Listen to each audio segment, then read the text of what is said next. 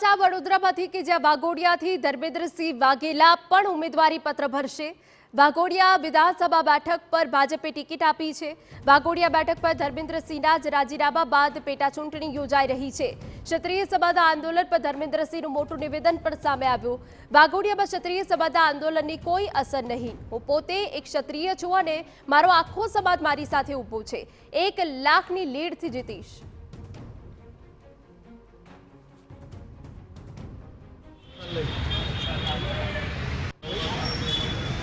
आज उम्मीदवारी पत्र भरवा जी रहा है कई रीतનું આખું આયોજન બસ અત્યારે ઘરેથી માતા પિતાના આશીર્વાદ લઈને માં કુળદેવી અને હનુમાનજીના દર્શન કરીને હવે પછી અહીંયાથી માળોદર ખાતે મહારુદ્ર મંદિર ત્યાં પૂજા અર્ચના કરીને ખૂબ મોટી સંખ્યામાં કાર્યકર્તાઓ સાથે માળોદરથી રેલી સ્વરૂપે મામલતદાર કચેરી નામાંકન ભરીશું।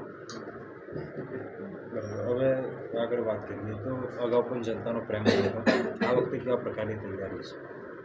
અગાઉ પણ જનતાનો પુષ્કળ પ્રેમ મળ્યો છે મારી વાઘોડિયા વિધાનસભાની, અને આજે પણ એના કરતાં પણ ડબલ પ્રેમ મારી વાઘોડિયાના જનતાનો મારી ઉપર છે।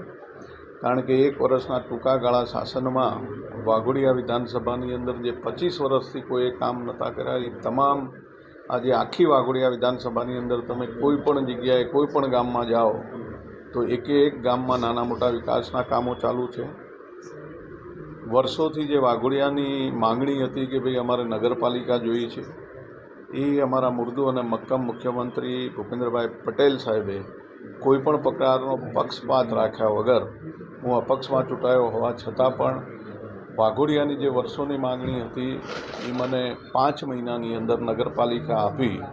અને વાઘોડિયાની જનતાને ખબર છે કે ભાઈ આ નગરપાલિકાની જે અમારી વર્ષોની માંગણી કોઈ પૂરું નહોતું કરી શક્યું એ 5 મહિનામાં ધર્મેન્દ્રસિંહે પૂરી કરી હોય અને વિકાસ માટે થઈને વાઘોડિયા જે ગતિથી જઈ રહ્યું છે એટલે વાઘોડિયાની તમામ જનતા જાણે છે કે ભાઈ વિકાસ ડબલ એન્જિનની સરકાર જે કરી રહી છે, દેશના વડાપ્રધાન યશસ્વી નરેન્દ્ર મોદી સાહેબ, અમિત શાહ સાહેબ અને ભૂપેન્દ્રભાઈ પટેલ આ ડબલ એન્જિનની સરકારમાં જે કામો થઈ રહ્યા છે એમાં તમામ મતદારને જાણે પણ છે અને મતદાર હોશિયાર છે।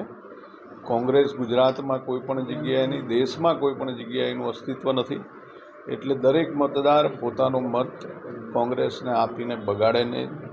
અને તમામ મતદાર સમજુ હોય ભારતીય જનતા પાર્ટીને મતદાન કરીને મને અને હેમાંગ જોશીને અમારા સંસદના ઉમેદવાર હેમાંગભાઈ જોશી અને મને મત આપીને અમારા કાર્યકર્તાઓનો નારો છે અબ કે બાર 1 લાખ કે પાર, એ નારો સિદ્ધ કરશે એવો મને આત્મવિશ્વાસ છે। તમારી પાસે આ વખતે ભાજપનું બેનર છે, ક્ષત્રિય આંદોલન છે, માનો છો કે આ જે આંદોલન છે તેનો કોંગ્રેસના ઉમેદવારને ક્યાંક ને ક્યાંક ફાયદો થશે? કોઈ પણ જાતના સપના લોકો જોતા હોય તો આવું કશું બનવાનું નથી।